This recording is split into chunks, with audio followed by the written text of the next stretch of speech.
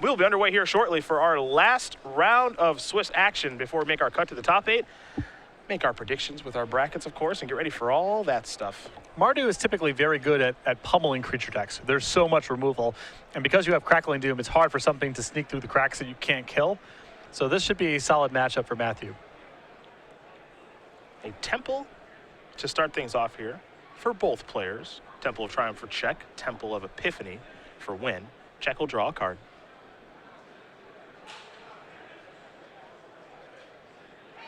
Follow up with a Bloodstained Mire and pass the turn back over to Winn. Winn will take a draw step. He'll play a Mystic Monastery.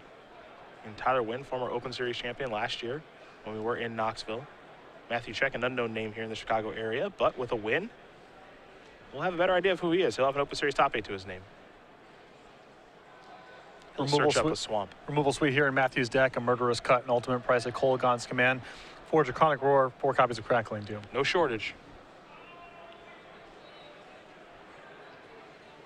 We'll see what he has on turn 3, because he is playing 4 copies of Goblin Rabblemaster as well. Rabblemaster, really a card we haven't seen much of this weekend at all. And it could be a card that's poised for a big of an uptick, because we just haven't seen that much in the way of cheap red removal through this tournament. It's been a lot of Obzon, a lot of weird decks, and this card is extremely potent if people are playing just with Heroes Downfalls as removal. You know, it's really interesting. Brian Bronduin, I think, put it really well when people were kind of discussing Chandra. And it's a card I'm a big fan of. You know, Brian said, you know, if Chandra lives, then it's really good. But he says, you know, if Goblin Rabblemaster lives, it's really good. And that's kind of the same situation. Yeah, exactly. They're both similar cards. Or if they live, they'll win the game on their own. But Rabblemaster will certainly win the game a lot faster than Chandra will. And there's a lot of spots where your Rabblemaster dies, but at least there's a 1/1 token left over. Yep.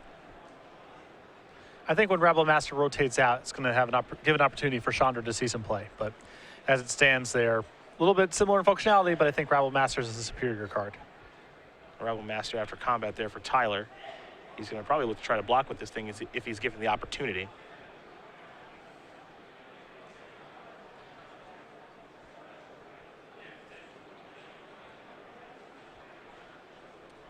We'll see if that situation presents itself, as Czech is tapping some mana already. He has a Crackling Doom, so that will not be the case. That will take care of the Rabblemaster. Winn out to take 2, and he's going to take a lot more than that in just a second. And this is the kind of spot where Jeskai aggro struggles. A lot of times it doesn't get started until the 3rd turn of the game. Tyler, with 2 copies of Wild Slash in his deck, had an opportunity to break serve against that Rabblemaster, didn't have it, and now way behind. And this deck's not that great at playing catch-up from this kind of position.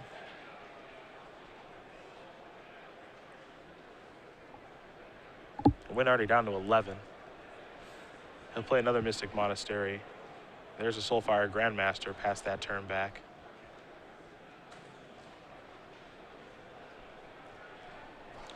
Czech will draw. Battlefield Forge is the land for the turn. He can start going to the skies with something like Stormbreath Dragon if he has it.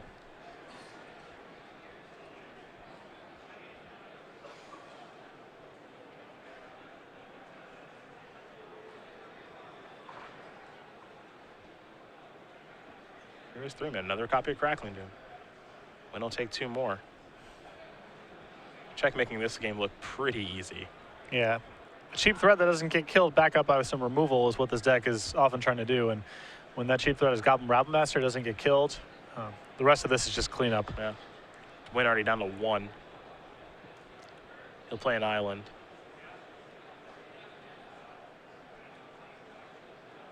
Here's 4 mana. Copy of Ojtai's Command. So I assume we're gaining 4, drawing a card here, hoping to find Wild Slash. Okay. Maybe bring this, gain 4, bring this back. Sure. Mayhem drawn Wild Slash for the turn. Looks like he does have Wild Slash in hand. Kill that, gain 2 life. Assuming that Czech does not have removal spell, which it appears that he does. Draconic Roar. Okay. That's a lot of stuff to have there. Yes, it is. Yeah, now Tyler's going to concede the game since Czech, he had basically it all that game. Very nice draw for Matthews. He does win game number 1 here over Tyler Winn. Mardu Dragons very quickly up a game over Jeskai aggro. You see Tyler there taking a deep breath out. Just sometimes that's just what happens. A wise man once said that's why they give you 3. Yep. We'll take a look at the sideboards here. We will start with Tyler and his Jeskai aggro deck. 2 copies of Russian Cleric, 3 copies of Disdainful Stroke, 3 copies of Anger of the Gods, 2 copies of Glare of Heresy, a Negate, a Roast, an Elspeth Sun's Champion, and 2 copies of Mastery of the Unseen. I like bringing in the Anger of the Gods for this matchup. There's a lot of cheap stuff here in Matthew's deck to sweep up here. There's a lot of cards here that are okay against certain classes of threats, but not good against others. I think cards like Glare of Heresy and Negate, probably too narrow in what they can answer. I think a Russian Cleric is good at blocking some things, but Matthew can also easily overpower that. So I think you're going to see the Elspeth come in. I think you're going to see some of the removal, Anger of the Gods, and maybe Disdainful Stroke as well, counter some of Matthew's top end. We will take a look at the sideboard here for Matthew. He's got 3 Anger of the Gods, 3 Outpost Siege, 3 Foul Tongue Invocation, 2 Bramaz, King of Rescos, a Crux of Fate, a Thoughtseize, an Elspeth, and a Duress. There's some solid options here. I like bringing in the 2 copies of Bramaz for sure as Tyler's all red removal and maybe bringing in something like Anger of the Gods. I'm not that big of a fan of Foul Tongue Invocation against a deck with Goblin Brown Master and could have potentially other token generation, but possible Matthew wants to bring that in to answer some of the larger threats and gain a little bit of life.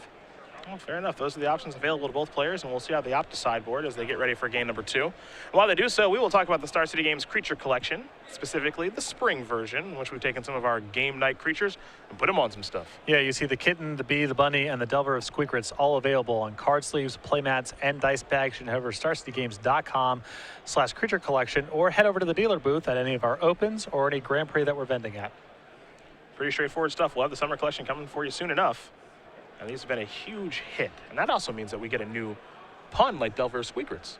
Yes. For the summer. So I'm excited to find out what that will be when the summer collection does come around. Again, starcitygames.com/creature collection for information about that as we get ready here for game number 2 between Matthew Check and Tyler Winn. Matthew Check winning game 1 very, very quickly. Apparently, received some information here. Okay. Via Twitter, thank you. Matthew Check has an SCG top 8 from Return to Ravnica format. Well, pardon me. A couple years ago. Maybe before my time. Who knows? Well, you would know, right? I guess that's like true. in theory. Was I Return to Ravnica? Was I doing coverage then? We were probably doing a little bit on the side. I don't think either of us were full-time commentators at that point, but we probably did a couple shows. What was good then? Sphinx's Revelation and Thragtusk, right? Yeah. That around that era? I think that was that era, yeah. Yeah, we covered some of that format. But we weren't doing as much as we were now. Right, but Reed Duke's Invitational win. Yep. Yeah. We covered that. Yeah, we did in Los Angeles. Mm-hmm. That was like 3 years ago. That's horrifying. Yeah. This year's basically over. Time goes by fast, kids. Yeah, Magic ages you fast. It really does. Look, I remember drafting at the local store 3 times a day, mirror to Darksteel. All right? That's like it was just yesterday. Mm-hmm. Those were the days. In what sense? I just played Magic all day with like my best friends, and we just drafted every day after school. Yeah. I remember those days too. Yeah. Do you want to go hang out? No. No, I don't. I'm going to do this, and then I'm going to go to the mall, and I'm going to get teriyaki chicken from Sakyo, Japan. You had a very specific day lined out. That was every day. That was every day. I did not have that level of planning my life in my late teens and early 20s. Well, it's not really so much planning as it just becomes what I'm going to do every day. Sure. Go to high school. After high school, go to a local store that was like 10 minutes from high school. Do 2 booster drafts. Then go to the mall, get Sakyo, Japan, come back from the mall, eat the teriyaki chicken while drafting, and hopefully not get my hands dirty. Then, when it's over and my dad calls the store and asks me, why am I not home yet? I go home. I would play Warcraft 3 until like 1, rinse, repeat. That's not bad. I would wake up, stare at the ceiling, just trying to figure out, what was going on for a little while. And then I would probably roll out of bed and go play Magic Online for a little bit. Nice. Put on a pot of coffee. This is when you were 17? No. This was when you were in high school? It's a little later. Yeah. A little later on. These But are not that much later on. These are my 19? high school days. These were high school days. 19, maybe? I also, I had to remember I had to trick my dad into thinking I was asleep when I was playing Warcraft. Mm-hmm. That was the other trick. I would stay up late at night with my friend Greg Wozniak, and we would play Warcraft. 2v2 ladder matches. I was the anchor. Eugene and I spent a lot of high school playing the deck mirror. So you've told me. His deck had Sarah Angel Moat. I had Deadly Insect the Abyss, but otherwise very similar decks. Okay. We played a lot of that mirror match. We just spent our summers just disrupting Scepter to each other, and it was just as happy as I can ever remember being. Wouldn't trade it for the world. Not trade it for the world. Tyler Winn going to start with a couple of lands here for his Jeskai deck. He's got a Mystic Monastery and a Shivan Reef. Czech is going to sacrifice a Bloodstained Mire to go along with his Caves of Koilos. So we'll have a swamp or a mountain on the way here in just a moment. Some people wondering on Twitter what race I played in Warcraft 3. I was an Orcish man. Okay. I'm a big fan of the Tauren. Mountain, the weapon of choice here for Matthew Czech.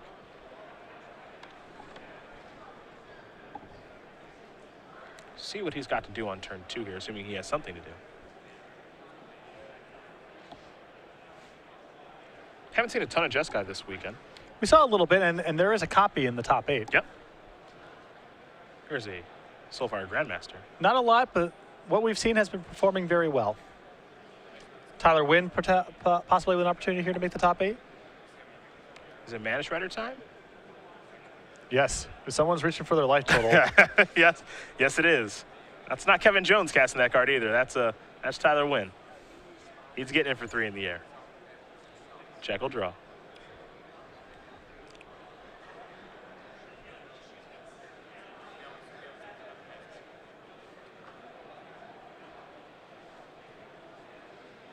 Just a third land, pass the turn back. Curious to see how long this Mana Strider will stick around. This is not a good sign, because I think if Matthew can kill this thing, he's going to do it while Tyler's tapped out. Well, how about another Mantis Rider? Or he's trying to trap for Bile Blight. Who knows? Ah, no, I don't think so. No Bile Blight. Who knows? We know. That thing would be dead.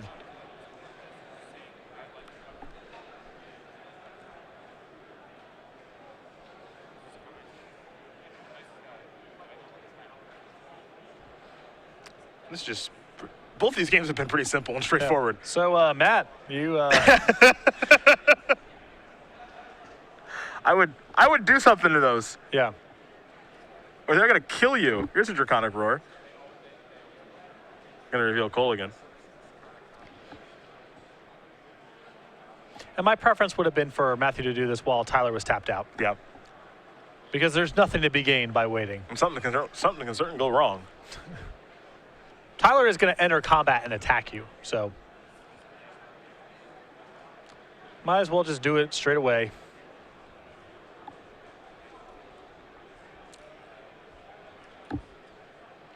No mountain here for Czech. He'll sacrifice Bloodstained Mire, going to go down to 5. And there's only so many times you can get hit by Mantis Rider. Even if you kill it, too much damage has been done, especially with these Jeskai decks that have as much burn as Tyler's does. The number for me is once. I get hit more than once with the Mantis Rider, I'm all done here.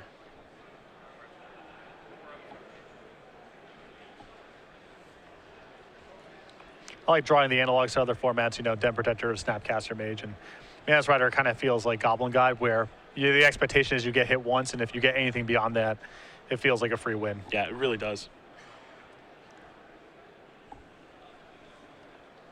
Oh, Kolaghan just got countered. That's not going to work. In for 3. Tyler got a Lethal Burn spell. Yep, Lightning Strike's going to do it. These have been 2 very simple, straightforward games for both sides of things. And we are all tied up here between Czech and Winn. Mardu Dragons, Jeskai Aggro heading to game number 3. Both players have played a marquee 3-mana threat that was not killed, and that was the game. I will note here, as players do get shuffled for game 3, both players are wearing hats. One of those hats is better than the other. Just going to put that out there. Yep. You digest that however you want to. Someone knows who the best basketball team is. I don't know what's going on Go, Tyler. With Matthew's hat here, so I can't. Go, Tyler. He knows.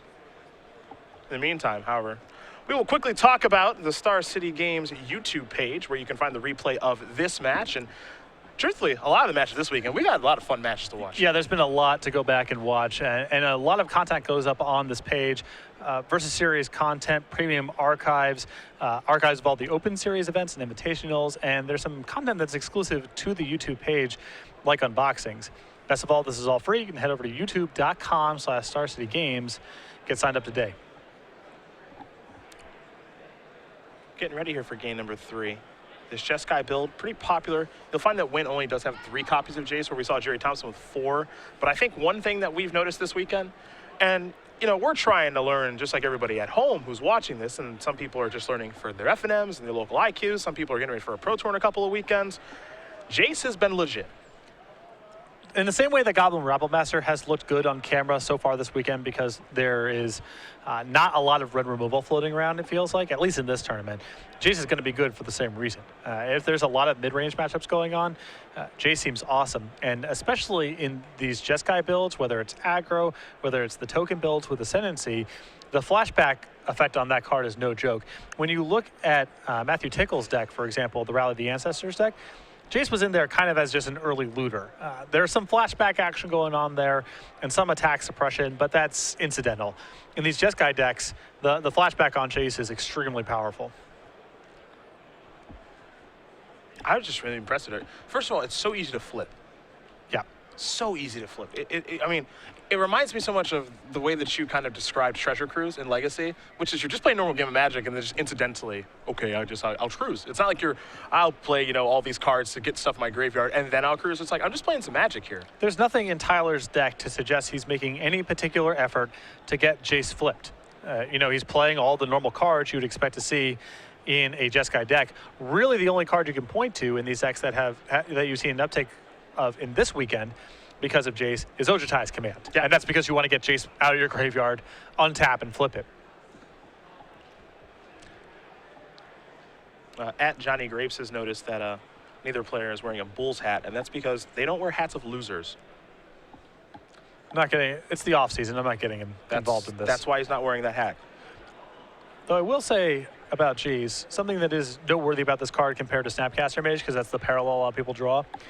Jace is very, very poor with counterspells. You can't flash the back to good effect. So that's why I like Jace a lot in these Jeskai builds, where you look at the spells. It's Lightning Strike, Stoke the Flames, Valorous Stance, Wild Slash, Dig Through Time, all proactive cards. Even something like Ojutai's Command can be used proactively. It doesn't just have to be a counterspell. Proactive card for what looks to be a proactive Planeswalker. Yeah. Because even though we oftentimes draw the parallel of, the minus effect when it's flipped is a Snapcaster Mage, it's not exactly Snapcaster Mage. It's obviously. sorcery speed. Yeah. If Snapcaster Mage didn't have Flash, it would be a very different card. I'm curious to see if it would be even that good of a card. I think it would still show up in decks that played, Lightning Bolts or Path to Exiles, but it wouldn't be as good in, Mana Lake Remand style decks. Or Cantrips, good with Ponder still, But it definitely loses its play with counterspells. Patrick, apparently Matthew Check is playing some Kamigawa Basic Mountains. Are you a fan of those Basic Mountains? I mean, Kamigawa was one of the sets that I played the most. I played so much of that format, for better or worse. So I have some nostalgia as that being sort of my peak investment in Magic. Art-wise, I put them in the middle of the pack. Okay. They're not bad. They're not great. They're not bad. That was a good time to be playing Magic. I like them. I think that if we went back, we would remember those times a lot less fondly. The same is true of most things. But I think it's especially the case with Champions of Kamigawa block Magic. I have fond memories. It's just good. Part of it is just, it's a thing that surrounds a part of your life that's really fun. You're playing a lot of tournament Magic. You're driving with your buddies, go play FNM. You're excited about the PTQ. Afterwards, you go to Denny's. You celebrate the people who win. You go over matches you lost. Everyone has a very good time. And to some extent, the cards are sort of on the periphery of that whole experience. I'm going to guess here. This is just a guess in the dark. At Denny's, you're a moons over my hammy kind of guy. Eggs over easy toast, hash browns, black coffee. All right, so the answer was no. No. Okay. Moons over my hammy. That's pretty fancy. It's an egg sandwich, man. It's just got a dumb name. Little fancy. Not trying to impress anyone when I go to Denny's, man. Nomad Outpost versus a Mystic Monastery is how we're going to start off game number 3 for these two players. Whoever wins this one, they'll be in the top 8.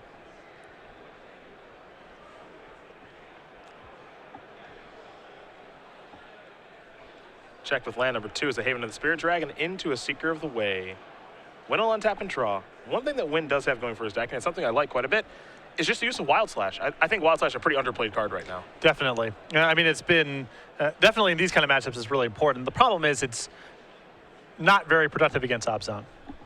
That is the issue, without question. Though, if Nissa's on the uptake, I'm not saying that Wild Slash is a great card against Nissa, but you at least get to cash it in for something. Yep. Thoughtseize. We're going to sacrifice a Flooded Strand in response. Looking at a 19, and we'll see what happens here. I am not a huge fan of Thoughtseize in this matchup. Life total on Matthew's side is at a premium, and Tyler's deck is pretty redundant.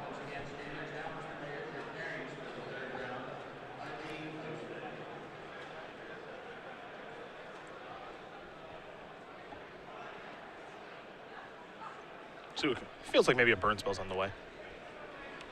Lightning Strike or something. Yep. That'll take care of Seeker of the way. Now we can see what Tyler Winn is working with. You see a Disdainful Stroke, 2 copies of Goblin Rabblemaster appears, along with a couple of lands, an island, a plains, and a Flooded Strand. So this is going to be a test of Matthew's removal. Yep. If you say and take Disdainful Stroke, it means he's got a very powerful hand with multiple removal spells and some threat to play on the top end. If he's got a normal quality hand, we're probably just taking Goblin Rabblemaster out of here.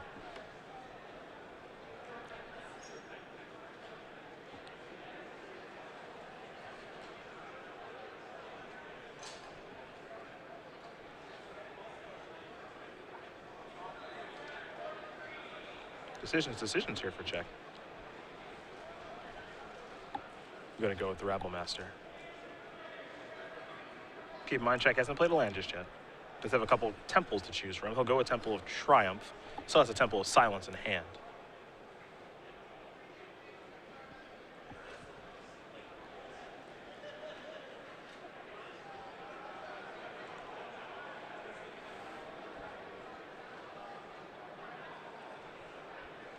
I think Matthew tanking on the scry here. Yep. Expect some lengthy decisions here from both players. Is playing for top 8, man. Yep. Last game of the tournament for one of these two. Matthew slowed down a little bit there. Yeah. It's understandable. Winn going to search up a plains. And we'll have a Rabblemaster, I think, on the way here in just a second.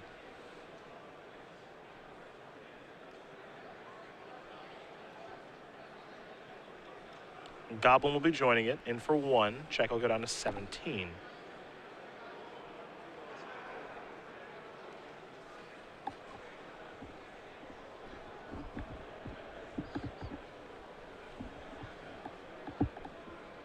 Bloodstained going to get sacrificed here if I check. 16. Swamper Mountain on the way.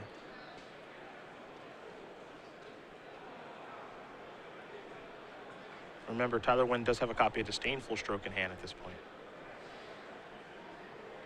Check already knows that because of the Thoughtseize. Kind of an interesting jam because this is a good spot to play something like Thunderbreak Regent when the shields are down in Disdainful Stroke, but it means you are committed to taking the hit from Rabblemaster or trading the next turn. It'll be interesting to see what Matthew wants to do here if he has the choice between a removal spell and casting a 4-mana play. Looks like Thunderbreak Regent is in hand, so that's what's going to be deployed by check. Winn going to quickly untap, take a draw step.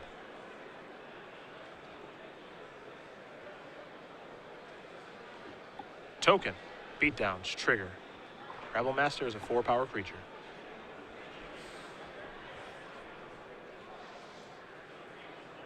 Thunderbreak Regent looks like it's going to block a token.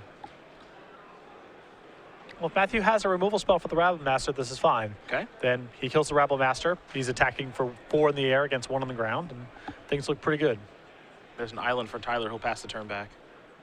This can represent a couple of different things. Remember, this is a deck that does have Ochitai's Command in it. Check will start off with a Temple.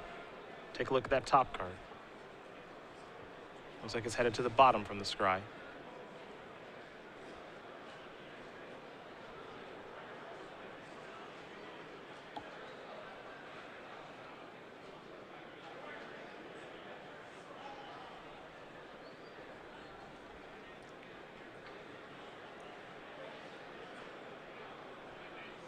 Matthew can't spend his turn casting something expensive unless he's committed to holding the Thunderbreak Regent back on defense and trading with the Rattle Master. It's just too much damage to take in this spot.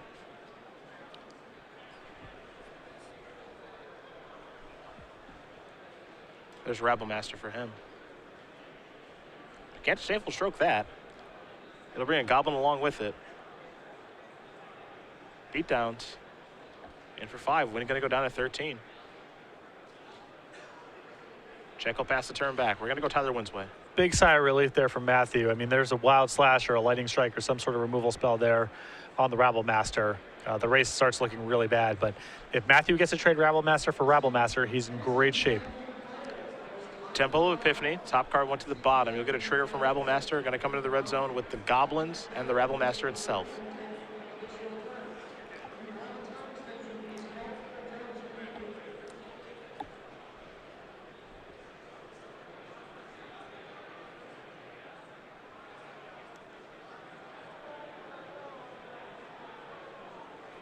So this is an interesting spot for Matthew because you would imagine if Tyler had a burn spell in hand, you would have seen it on the Rabble Master in an attack. Yep. So if Tyler's willing to attack, you can. If you're a Matthew spot, you can almost talk yourself into saying, I should block a token here and turn this into a pure race. That's what it looks like he's going to do. By making that block, this is him basically saying, I can win this damage race. Check goes down to 6. Yeah, he's just working on the assumption right now that there's no red cards of note in Tyler's hand. And if that's the case, he's firmly in control of the damage race. Maybe just sensing some weakness in Tyler's hand. He thought sees them. He knows at least some of the contents with the Disdainful Stroke. So you have to imagine the thought process is, I don't think you have much of anything.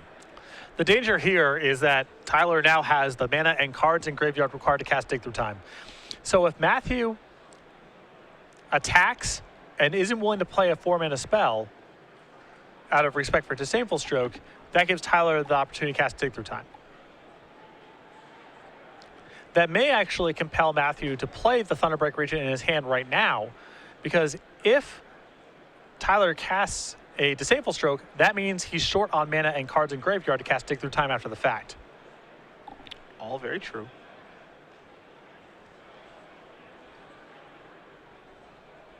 Seeker of the Way.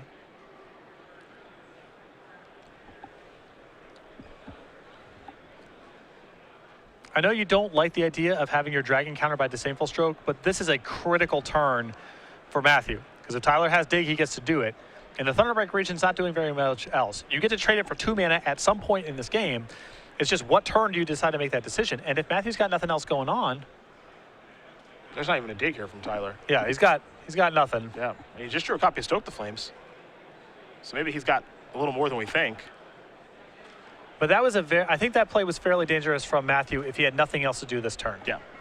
Because the door was open for Tyler to resolve Dig, and with Matthew at 6, Tyler doesn't need to find a whole lot to be able to end the game.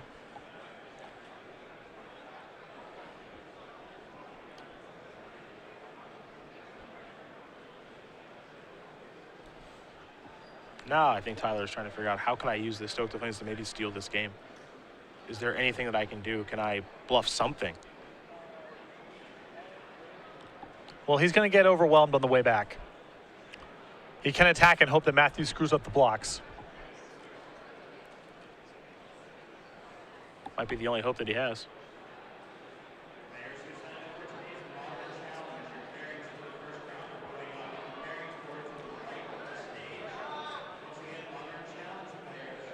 Everybody's coming in, it looks like.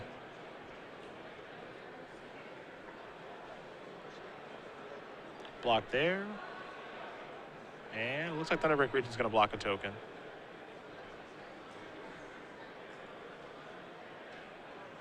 Check is going to fall to 5. Tyler will have to pass the turn back.